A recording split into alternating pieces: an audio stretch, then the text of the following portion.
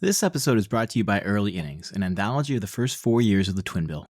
Featuring over 200 pages of baseball poetry, short stories, essays, interviews, comics, and art, it tells the story of what it means to love baseball today. The Athletic's Tyler Kepner said, "Like a box of ballpark Cracker Jack, there's a delightful surprise on every page of the Twin Bill's Early Innings. This is a collection to be savored, a loving and lyrical celebration of the art of baseball." Early Innings is available now from 406 Press. This episode is also brought to you by Ben Shahan's Short Relief. It asks the question of what happens when men are not ready to give up that boys' game, the national pastime. In 9 stories, he traces the stories of a minor league pitcher holding on to his last shred of hope for promotion to the show, little leaguers' formative experiences, and a host of men and boys in between. Short Relief is out on 406 Press and available at 406press.com.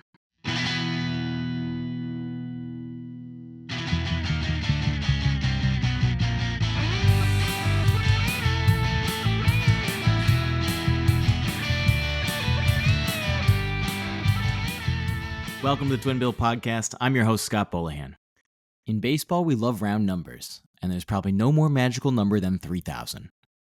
In Douglas J. Jordan's book, 3,000, Baseball's Elite Clubs for Hits and Strikeouts, he goes in depth on those who have reached baseball's most iconic numbers. I personally ended up being impressed with the members of the 3,000 Strikeout Club, which, for whatever reason, we talk a lot less about.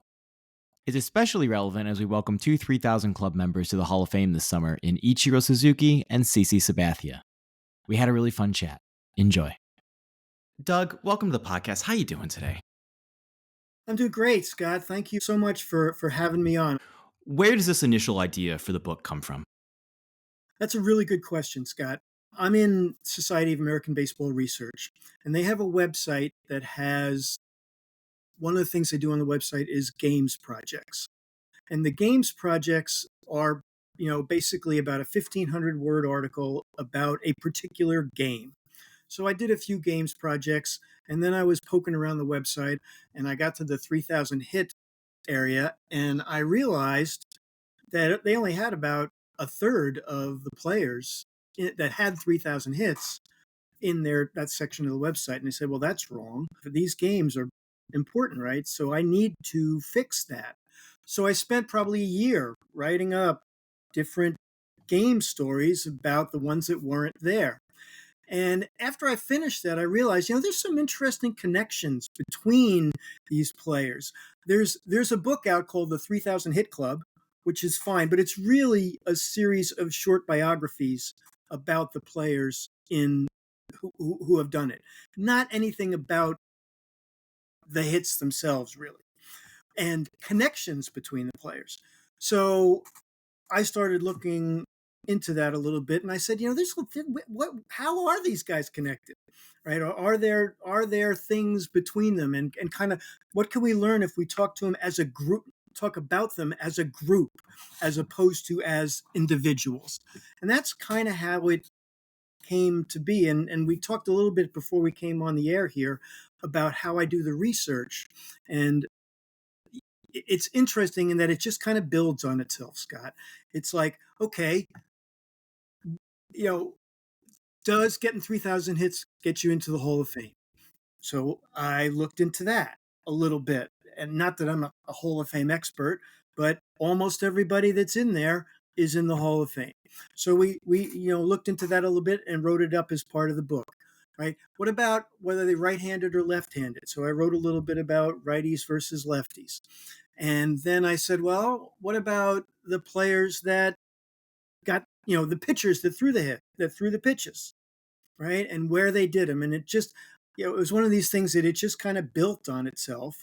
And I said, I think I can make a book out of this. I mean, the research, you said, oh, there's a lot of research, but it's one of those things you do just a little at a time, right? It's like, well, what stadiums were all these things done in? So you start looking up the stadiums, and you write a little bit about the stadiums and the other players. You write a little bit about the pitchers, and you write a little bit about how old they were when they got the hits. And it just kind of builds on itself. Now, that said, it's a slow process. I mean, I don't know, writing a book was a lot more effort. I won't say more effort than I thought, but I have a lot of books in my house, and you pick them up, you say, oh, it's just a book. It's a lot harder to write one than you think. So, I mean, it just takes a long time, right? Now, I look something up about the stadiums, but I got to look it up. I could spend an hour or two and write a paragraph. Then that's just kind of the pace that sometimes, I mean, sometimes it goes a little faster than that, but it's not a lot, right? You gotta do the research. There's a little bit of number crunching sometimes. There's a lot of numbers in the book. So all that takes time. So it just takes some time. It probably took me over a year and a half to write the book. I mean, it's just not, it doesn't go fast, but it is one of those things, right? It's a finite project. It's like many things in life. And that is, if you keep at it, you'll get done. Before we go much further, have you seen in person a 3,000 hit or strikeout? Not 3,000th, but I was very, very fortunate. I did get to see Nolan Ryan's 5,000th strikeout. Even rarer, yeah. Right, even rarer. The story there is, I was in Texas at the time, and this is like 1989 ish, and the A's, the Oakland A's were coming to town, and they were a juggernaut at the time, and I really wanted to see them play. And I just happened to pick a game about a month out, and it turned out purely by luck. It turned out that that was the game that Nolan Ryan had a chance. He needed, I think, 5 or 6 strikeouts to get to his 5,000th. People offered me money on the way in because once it became apparent that that was going to be the case, right, there were hundreds of dollars offered.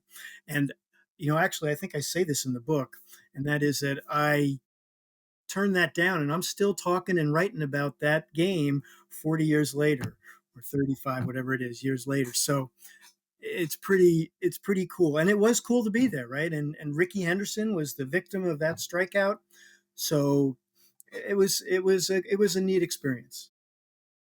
Was he the only 3,000 hit member who was also a victim of a notable, because it's not 3,000 strikeouts? Scott, I never made that connection. That's really good. I didn't think that. I think you're right. I think he's the only member of the 3,000 hit club that also. Oh, but he wasn't a 3,000th. That that's why I didn't make it, because I was focusing on 3,000. But that's an interesting connection right there that I hadn't thought of. Right? That's the kind of cool thing about writing a book when you do it over time, and that is that these kind of things happen. I didn't, you don't think of something immediately, and then something later on you realize, oh, that would fit in here, right? And again, this book is finished, but that's a nice connection. I didn't realize there was somebody else. I want to say, oh, it was Omar Vizquel. Mm. Omar Vizquel almost got to 3,000 hits, and was a victim of a 3,000 strikeout. So I wrote about a little about him in Yeah. in the book. But again, that was 3,000. I wasn't thinking 5,000. So that's an interesting point. That's Well, cool, there you Scott. go. Hey, No, all no, that's right. good. It's a Twin Bill podcast exclusive right there. Yeah, that's Well, that's and there was something else. I was thinking about this interview since we're talking about kind of odd. Well, I may as well do this, right? So one of the things I thought of is, what did I learn from this book that was interesting? I thought that you might ask me that question. that was my next question. Yeah. All right. Well, so one of those things was that Walter Johnson, how great Walter Johnson was. I mean, again, I'm not an expert on Walter Johnson, but nonetheless, he was a great player. And I thought of something that demonstrates how to measure that greatness, because Johnson got his 3,000 strikeout in 1923. And he was the only pitcher with 3,000 strikeouts until 1974, when Bob Gibson did. Okay. So that's a long time for him to be the only pitcher. I mean, we're talking Christy Mathewson didn't do it, and Lefty Grove and Grover Alexander. All these great pitchers didn't get to 3,000 strikeouts. Only Walter Johnson did. And that tells you how great Walter Johnson was. But I thought of another analogy that's even stronger about how he was sort of ahead of his time. And that was, Babe Ruth retired in 1935 with 714. His 714 home runs didn't get broken until 1974, when Hank Aaron broke it. That career record of 714 home runs stood for almost 40 years. Walter Johnson's career record, he got over 3,500. And I just looked this up. It didn't get broken until 1983. Steve Wow. Carlton didn't break Johnson's strikeout career strikeout record until 1983. Obviously, Nolan Ryan now holds it. So the next year, Ryan broke Carlton's career record. But that's how long Johnson's strikeout record is. And for me, it was like he's in the same kind of league from a pitching standpoint as Babe Ruth is.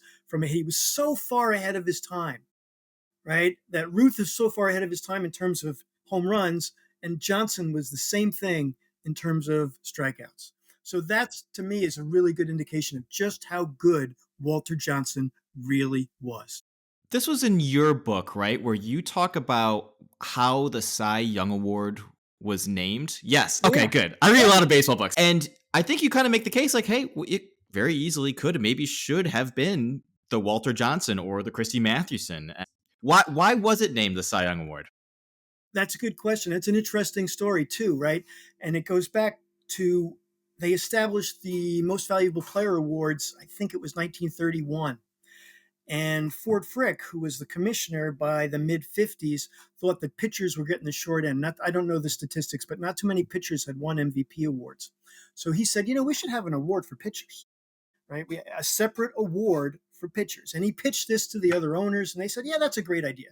Well, this happened to be taking place in 1955, I think, or 56. It was right in there. And it turns out that Cy Young had passed away maybe 6 months earlier, 3 months earlier. It was his death was fresh in the minds of people. So the owners agreed, yeah, we need an award for the pitchers. They deserve an award. And interestingly, and we'll come back to the name in just a second, Frick insisted there only be one though for both leagues. Right. So for the first 11 years of the Cy Young Awards, right, I think the first one was 56. First 11 years, there was only one. They only gave one, not one for both leagues, until Frick was no longer commissioner.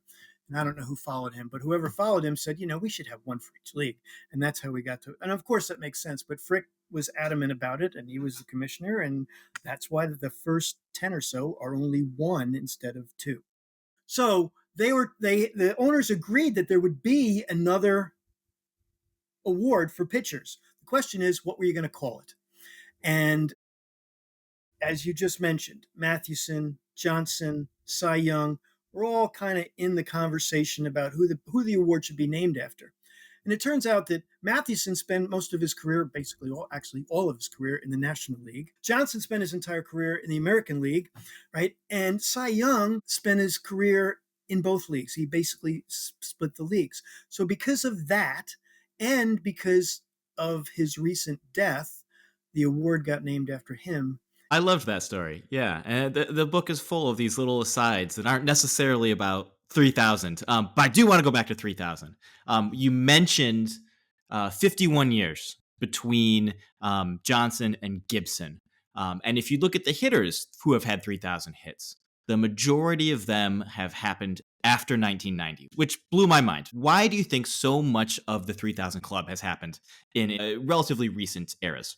Let's start with pitching, right, rather than hitting, because I'm going to take a little exception to that idea for the hitters. But for pitchers, it's very clear, right? Johnson was just way ahead of his time, and it was partly a result of, back in the old days, 100 years ago, there was a serious stigma attached to striking out.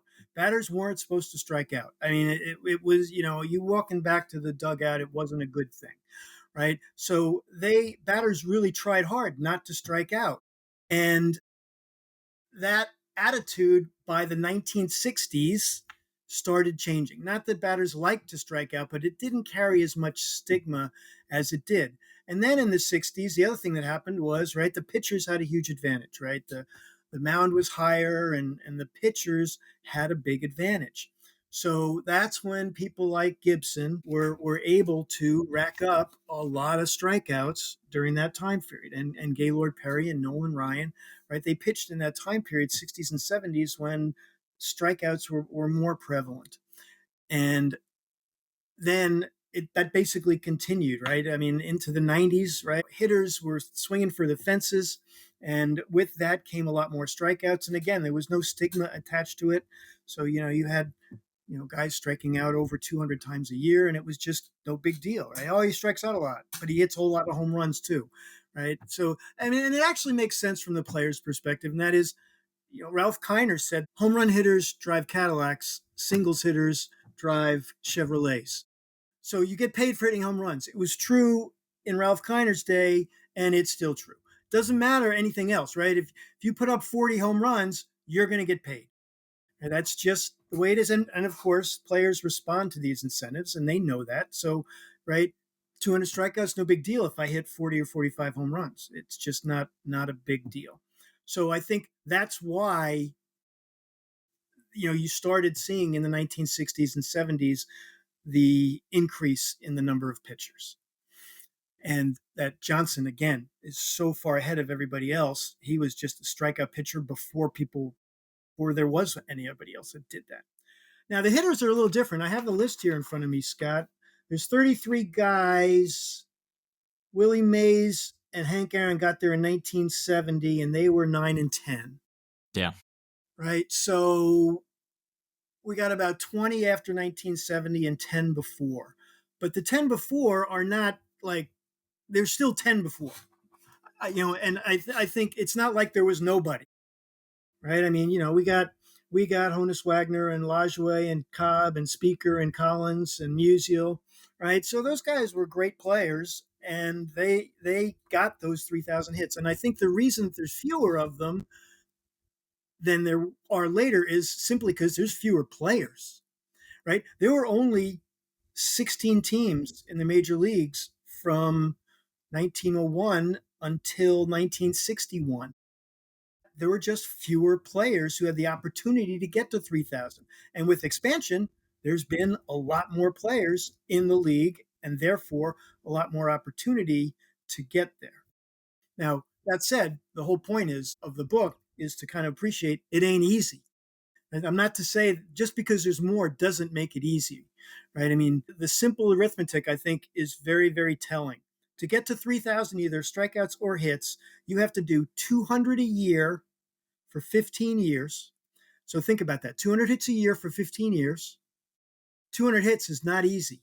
And to do it for 15 years, nobody does 200 hits for 15 years. Or you have to do 150 hits a year for 20 years. And a 20-year career is not a gimme for anybody, right? I mean, there's some guys that have 20-year careers, but not everybody. And 150 hits isn't outrageously high, but it's a pretty good total. And to do that every year, basically, for 20 years is impressive. Obviously, nobody does exactly that. But the idea is that's what it takes to get there, and that's why it's so hard. Right? It's just a really hard thing to do. I was wondering how much the wars played into this, because you look at someone like Ted Williams, who clearly would have got 3,000 hits. Someone like Bob Feller probably ends up with 3,000 strikeouts. Yeah, I think that is part of the reason, right? And a few other players got close and didn't, right? So first of all, you're exactly right about World War II, right? Williams lost time to the war, he would have gotten there. Feller lost time to the war, he would have gotten there. Warren Spahn lost time to the war, he probably would have gotten there. So um, going back a little further, Sam Rice, who nobody knows nowadays, he wound up 13 hits shy of 3,000. And nobody knows Sam Rice because of that, or I think partly because of that, and because he played in Washington 100 years ago with the Senators, and the Senators, weren't very good. Let's come back to a second about round number bias before we finish this about who didn't get there. Okay, so Rice didn't get there; he was 13 hits short. He didn't get there because of World War One. He served in 1918. I don't know exactly what he did in the war, but he missed a year during the war, and he had like 150 hits on either side of that year, so he would have been there. And I think that his name would be, and there's a couple other guys that didn't quite get there the same way. Sam Crawford is another one that they would be much better known if every time somebody got 3,000 hits, their names would come up. Oh, yeah, for sure. But the war did have an impact, right? So it's part of the reason why there's fewer in the early years of hitters getting 3,000 hits. The other reason is there's just a couple guys that got close. Babe Ruth pitched his first 6-7 years with Boston, didn't get that many at bats. So he's, I don't know, 100 or 200 hits short. Lou Gehrig obviously passed away, and at an early age. He probably would have gotten there if that hadn't happened. So, that's part of the reason why, there's no Yankee until Derek Jeter. No Yankee had 3,000 hits, and that's part of the reason because Ruth didn't quite make it and Gehrig didn't quite make it. DiMaggio's career was a little too short. Mantle's career was a little too short. They all got over 2,000, but 3,000 is a much harder thing to achieve. Jumping way ahead here, we recently had, and I think it's pretty safe to say at this point that Zach Greinke is retired. I think that's pretty safe to say. I think we're never going to really see Zach Greinke again. He's just going to kind of disappear. He is 21 strikeouts short. If you were his agent, would you tell him, "Hey, go back, pitch 5 more games, whatever it's going to take you to get to that 3,000"? Look, I think that's a Greinke decision, whether it matters to him or not. I think there's a round number bias that matters and that people remember round numbers a lot more. And whether they ought to or not is something we could talk about. But I think it does matter. And the question, I think, for Greinke as an individual that he'd have to ask himself is my legacy going to be impacted by not getting there? And I doubt it because 3,000 strikeouts is a nice round number and there's not too many guys on that list, but it's not sort of the defining thing like I don't know, like 700 home runs, right? It's just not quite. It doesn't have the same resonance. So I'm not sure that Greinke and Sam Rice said this, right? He didn't know that he was 13 hits short when he retired, and he found out of I don't know sometime after that. Relatively, he was still young enough to come back. And the owner of the Senators said, "Hey, you want to come back and play and get those 13 hits?" And he basically said, "Man, I would have to get in shape and it'd be a whole lot of work for me to do that. No, I'm not going to do it." And he said, in hindsight, if he'd known what a big deal the milestone would become, he would have gone ahead and done that. And I think Greinke has to ask himself a similar type of question. Do you know when 3,000 became an important milestone for baseball? I think it's late. In the early days, right, 100 years ago, they didn't make a big deal about these types of records. So I think in our lifetimes, right, in the 60s and 70s, is with the media, the prevalence of the media and television, that these records became better. I mean, they would recognize that Johnson had 3,000 strikeouts, but I don't think it was such a big deal to kind of everybody because he was just known he's a great pitcher and has all these strikeouts. And I think it was later that the media started focusing on all these giant milestones that brought more attention to the players that do there. And the other thing I think about this 3,000 is that it's a nice number because the club isn't too big or too small, right? It's that it's a hard thing to attain, but there's not just one guy there, right? And it's not so easy that there's 100 guys there, right? So that's why I think it's kind of special is that there's 33 hitters and 19 pitchers, and those are manageable numbers. And you can get your head around those groups of men that size. Whereas if it was 100, it's not very special. It's interesting because I personally feel like we talk about the 3,000 hit club as this really important thing when there are significantly less members of the 3,000 strikeout club, and we don't hold it to the same regard. I think that there is a bias toward the hitters. Do you have any idea why that is? I can't picture a 3,000 strikeout. Well, I'm looking at the list here. I mean, the first thing is it's 3,000th strikeout doesn't happen very often. The last time was Scherzer in 2021. Verlander did it in 2019, and Sabathia did it in 2019. Before that, it was 2008. So it doesn't happen very often. There was a little bit of a bias, I think, in the mid like 2010 to 2020. 4 or 5 guys got their 3,000th hit. So it was coming up more frequently than it is with the 3,000 strikeout. But I do think that you're right that in general that the hitters who get 3,000 hits have a little more respect than the pitchers who get 3,000 strikeouts. I'm not sure why that is. That's a good. It It's doesn't really quite have the strange. same The cachet. gravitas isn't there. Robbie, yeah, yeah, I think you're right about that. I think that's just because of a public perception for some, right? That We talked a little about Walter Johnson earlier. I want to talk about the first hitter to get 3,000 hits, Cap Anson. I was fascinated by this. We don't actually know when he got 3,000 hits. Why is that? that's a good question. Anson is one of the great figures in the early game, and he unquestionably got to 3,000 hits. But when he did it is harder to pin down, and that's for one of the reasons is something that came up a little earlier, and that was simply that they didn't really care at the time, right? They didn't keep records as well, right? It just wasn't a big deal when somebody got to one of these milestones. So the player didn't care, and the public didn't care, and baseball didn't care, so nobody really cared. And in Cap Anson's case, it was complicated by the fact that he played in a time when the rules of baseball were changing. So, for instance, there was a year or two, and I don't remember the details, where they counted walks as hits. The question is, do those at bats, do those hits, are they part of his total? Because they were hits when he collected them, but we now consider them walks. So, what do you do with those types of numbers? And there's also some evidence, according to what I read, that because of his stature in the game, that his numbers might have been inflated a little bit, right? That people might have just kind of inflated how many hits he got in his career, that kind of thing. But it's pretty certain that he did get over 3,000. It's just we don't know exactly how many, and it depends on how you count. It's interesting looking forward with strikeouts and hits. You could kind of argue that both of them are kind of a dying art. We kind of had this golden age of 3,000 hits and strikeouts here.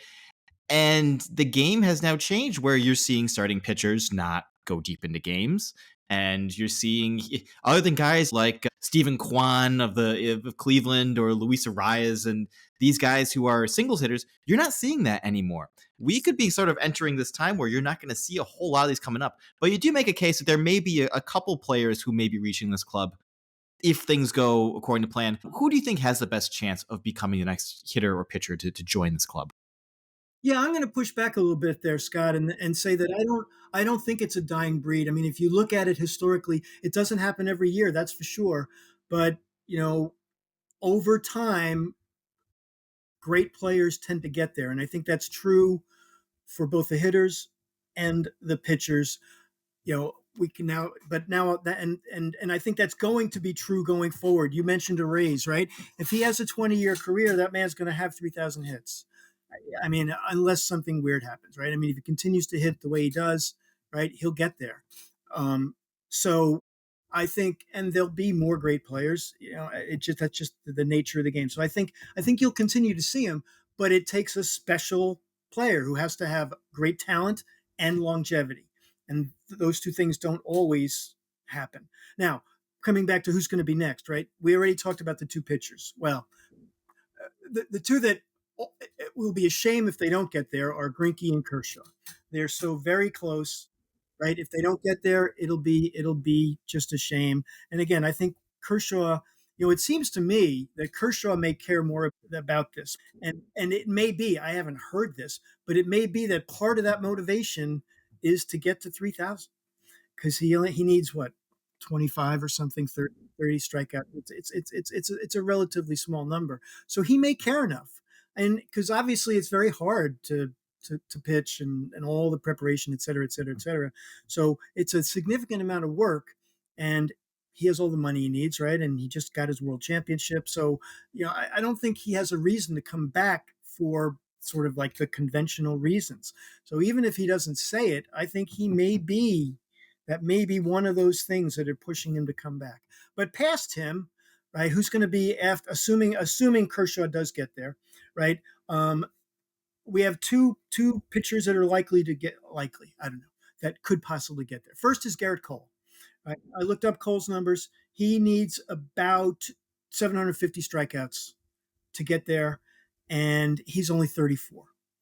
So 150 a year for 5 years, and Seems very doable, yeah. It's doable. Again, I'm not guaranteeing that he will, but it's entirely conceivable, right? I mean, most of the pitchers were older when they got there. They were 40-ish, 39, 40, right? So if you're going to get there, you pretty much got to pitch till you're 40 or very close to 40 or even past it, right?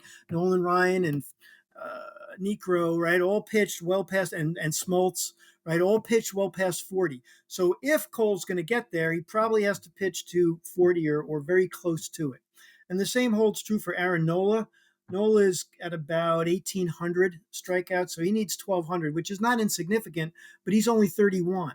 Hmm. So again, if he pitches till he's 40 and he continues to strike out batters at the rate that he has been, it's conceivable that he could get there. Again, it takes a long time, right? And even Chris Sale, I looked up sales numbers. He's at 2,400. He needs 600, but he had 225 this year, and he's 35. So if he could put together, say, four more good seasons, now I don't know if he can, but if he could put four more good seasons together, he could get there. I don't think that we're at the end of the line in terms of, oh, we'll never see this again. And a separate discussion would be, what about 300 wins? Bill James says this discussion about nobody else will have 300 wins comes up every generation, and it's always wrong. But 3,000 strikeouts, I think, again, with the prevalence of strikeouts today, if there's a pitcher who's a strikeout pitcher and he has a 20-year career, right? That's a lot easier said than done. But if you can do that, you get there. I did want to mention, though, the hitters. The two most promising hitters are Jose Altuve and Freddie Freeman. Both guys have around 2250, so they're about 750 hits short, and they're both 34 years old. So they also need about 150 hits. If they can play till they're 40 and get 150-ish hits per year going forward, they can get to 3,000. Now again, there's a lot of ifs there, Sure. but there's two of them, right? They both don't have to, right? So, in 4 or 5 years, we could see one of those guys get there.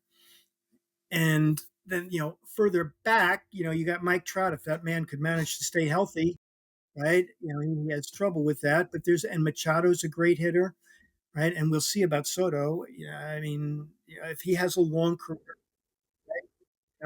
he's a great hitter too, right? So again, I think the key thing about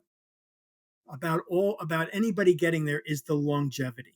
It's just you gotta have, if not a 20-year career, very close to it to get there. I think Gibson's career, I think he was the shortest guy to get to 3,000 strikeouts, and he had a 17-year career. So, but he's the shortest. Everybody else was longer than that. It just takes a lot of time to get there. What can you say about CC and about Ichiro? And I don't know too much actually about Sabathia, other than the fact that he's got 3,000. But I actually wrote a Saber biography of Ichiro, and I can talk a little bit about Ichiro, and I'm going to say that in that conversation of greatest hitters ever, he is definitely in that conversation, and he did things that'll probably never be done again, right? And we talked about getting 200 hits a year. His first 10 years in the big leagues, he got 200 hits a year for 10 years. Nobody else, 10 consecutive years. Nobody else has ever done that. I think Rose had 10 years of 200 hits, but he didn't do it consecutively. So nobody else has ever done that, and I don't think anybody ever will. I mean, 200 hits is doable. I mean, there's usually a player or two that gets 200 hits every year, but not every player gets 200 hits. So it's kind of a paradox there. I mean, Ted Williams, you brought up Williams earlier. Ted Williams never had 200 hits. So there's a lot of great players that never got to 200 hits, although many players do, some don't. So for Ichiro to do that is just really, I think, incredible. And it's also incredible that he got to 3,000 hits period, because he didn't come to the U.S. till he was 27. He had a 9-year career in Japan before he came to the U.S. He was a great, great player in Japan. And then he came to the U.S. and he proved that Japanese hitters can hit U.S.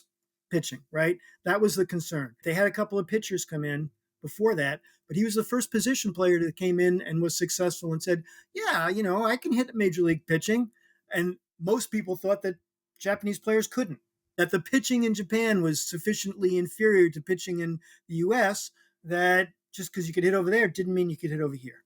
So that, I think, speaks really well of Ichiro and how great he was. And the fact that he was able, starting at 27, to still get to 3,000 is incredible. And the other thing about Ichiro, I like to talk. I wrote a Saber paper about baseball records that'll never be broken. Right? And people, when this subject comes up, people want to talk about DiMaggio's 56 game hitting streak, and they want to talk about Ripken's, whatever, how many, 2,500 games or Yeah. something like that. Yeah. 25, 30 something games, right? And, those things are incredible, but they're not the only ones. There are actually a lot of records that I don't think will ever be broken. And I think Ichiro in 2004 hit 262 hits, right? 262 hits in 2004. And I think that'll never be broken, even though it was only 20 years old. Because if you look at what it took for Ichiro to do that, I mean, it was absolutely incredible. He broke George Sisler's record, who said in 1920, Sisler had 257 hits. And Ichiro had like 250 hits when he played in the same number of games that Sisler had. He needed those extra hits. And he needed a number of 4 or 5 hit games. And he had to play in every single game. I mean, and he had to be an extraordinary hitter. I mean, he missed one game in 2004. He played every game but one. And he had a number of, I don't have the statistics here in front of me, but he had a number of 4 and 5 hit games and a bunch of 3 and 2 hit games. I mean, he just hit and hit and hit and hit. So I think even though it's only 20 years old, we'll never see anybody hit 262 hits. I mean, he's the only guy that is anywhere near that number. Darren Erstad had 240. I mean, there's a big difference between 240 and 260. Yeah, I mean, it's only 20, but 20 No, hits, it's 20 is a lot. 20 hits is a lot, right? So anyway, that's one of those records I don't think is ever going to be broken. And I'm going to add to that.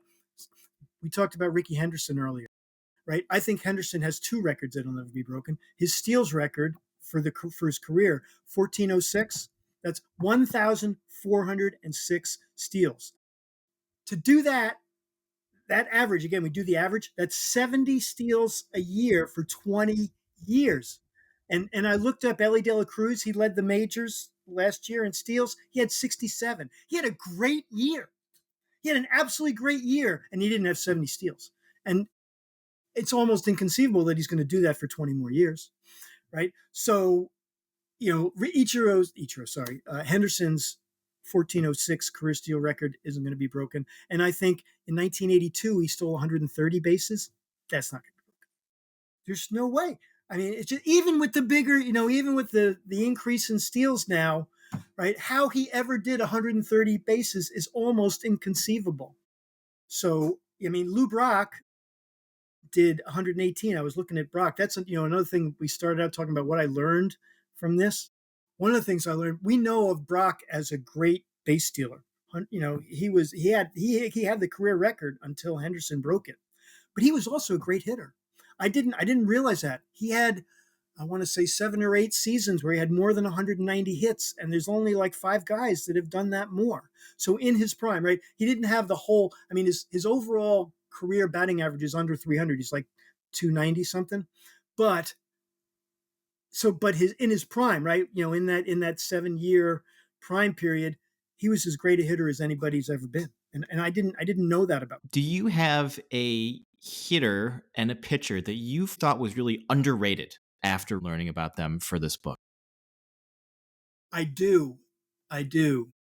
One was Lou Brock, who we just talked about. But I also think outside of St. Louis, Stan Musial is, I won't say he's underrated, but I don't think that people outside of St. Louis understand just how great a hitter Stan Musial was. I mean, he just was. I mean, he's as great as anybody else has ever been. I don't think he gets the respect that he deserves for that. I mean, again, in St. Louis, he's absolutely revered, right? But outside of St. Louis, fans know about him, but I don't think he gets gets the respect that he really, really deserves. And I think to a certain extent, that's also true for Hank Aaron, because he was sort of overshadowed by Willie Mays. I mean, Willie Mays is a great, great player. And there's no denying that. But I think if you look at Aaron's numbers, I just think that he was overshadowed and doesn't quite get. And not that he's not respected. Everybody respects Hank Aaron, but I don't think he quite gets the reverence that Mays gets, and I think he deserves it. I worked on the Hank Aaron stamp. I did all the research for it, Oh, that's cool. and it was very cool. And I kind of went in with the idea that Hank Aaron was like a really good ball player for a really long time. He was a really great ball player for a really long time. And it was almost he was so great that he never had that peak season. He never hit that. He never hit 50 home runs. He never had that one season where I know he won the one MVP award, but he never had that huge season that really set him apart. And you almost take for granted the greatness. And then because of that, same with Musial, I think, too, in the same way, where there was no just kind of amazing Stan Musial year that just immediately pops to mind. And I think we sort of underrate these guys because of that. Because Hank Aaron's top three in everything. He is. Everything. Yeah, yeah. He is, and I think that I think you're exactly right, and that not having like a stupendous season, being consistently great for a long period of time is less appreciated than having a single great season. And I think that both of those guys. Hey, here's a good Musial effect that I think is interesting. Musial had 1,815 hits at home. He also had 1,815 hits on the road. He had the same exact number of hits on the road as at home. And I just think it's just incredible that Oh, that's the yeah. case, isn't it? Right? I mean, it's not even one different. It's exactly the same. Out of 3,600 hits, 3,600 hits, and he's got exactly the same number home and away.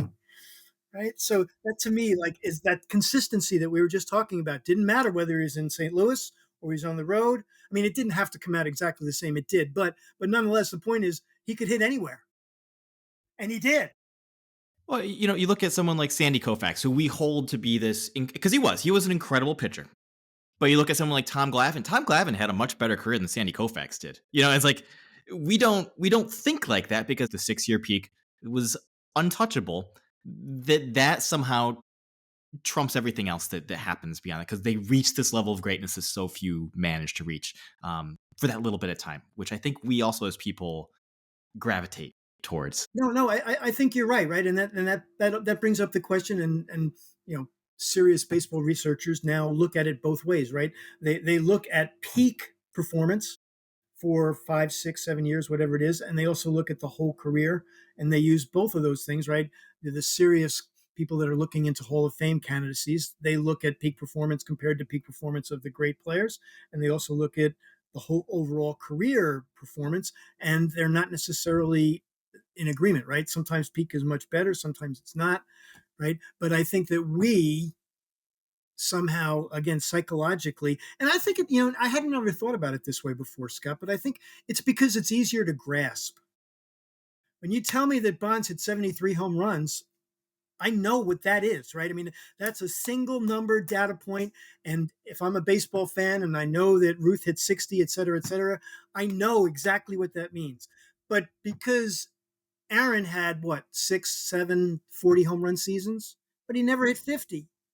Right? There's nothing that stands out there. So psychologically, I think we gravitate toward a simple single data point or a single year where somebody did something great or had a tremendous year, or in Koufax's case, a tremendous 4 or 5 years, right? Even though the rest of his career is relatively pedestrian, but when he was at his best, he was as great as anybody's ever been. Speaking of somebody who doesn't get the respect he deserves, Napoleon Lajoie, who played for Cleveland back in around 1900 to 1910 ish. He was an absolute tremendous player, both hitting and fielding, and he gets overshadowed by people like Ty Cobb and Honus Wagner, but he was as good as it gets in terms of hitting. right? And same thing with Eddie Collins. Bill James thinks that Eddie Collins is the greatest second baseman of all time. And if you look at his numbers, you can see why. I mean, he was a tremendous. He played great for the Philadelphia Athletics, right? And then he went to the White Sox and he won championships with both clubs. So Eddie Collins was a great player. Oh, and that reminds me of one other thing I wanted to mention today. Cobb hit his 3,000th in 1921. Tris Speaker hit his 3,000th hit in 1925, and Eddie Collins hit his 3,000 Speaker hit in 1925 also. Well, so those three guys, it turns out they were toward the end of their careers. And in 1928, Connie Mack talked all three of them into being on the Philadelphia Athletics. So in 1928, Connie Mack had three 3,000 hit hitters on his team. Ty Cobb, Tris Speaker, and Eddie Collins were all on the team. Now they were all about 40, right? They were clearly at the end of their career, but nonetheless, they were on the team, and that team finished 2 games behind the Yankees, right? And it wasn't the 27 Yankees, but it was the 28 Yankees, which were almost as good. And you know who else was on that team, which is interesting? Mickey Cochran and Jimmy Fox were on that team. And in 1929, Fox and Cochran led the Philadelphia Athletics to the world champ. You know, they won a World Series in 29 and 30, and then they lost in 1931. But, you know, I just think it would have been so cool to have Speaker and Cobb and Collins, if they had gotten there in 1928, to finish their careers with a World Series championship. And they came, you know, that close to it, just 2 games, which isn't very much. Last question for you here. If you could see a 3,000th hit or strikeout in person, what would you rather see? I'm going to rephrase your question. Is that okay? Sure. And that Yeah. is of these of these of these players, right? Which one would I wish that I had been there for? And you know, we talked about him before. I wish I could have seen Walter Johnson pitch. I just have this thing. I really think Johnson, you know, he's one of those great pitchers, and you can see films of him. I mean, there's a film in the book I ran across. There's a very good film. It's only about 4 minutes of the last game of the 1924 World Series where Johnson is pitching. It's like 4 or 5 minutes, and it's actually very quality footage. You know, but that said, I mean, all of those old guys, right? I mean, how great would it have been to see Babe Ruth play, right? I mean, can you imagine? Before Ohtani went to the Dodgers, he was on the Angels. And every time he pitched in Oakland, I went to see him because I think Ohtani is in the same category of Babe Ruth. I mean, Oh, yeah. he's that kind of player. And I want to be able to say, I got to see Shohei Ohtani play and pitch. I mean, you can see he plays every game, but I saw him pitch. And what he does can't be done. I mean, it just, you know, if he's a great hitter and a great pitcher. If he was a great hitter and a mediocre pitcher, it would be incredible.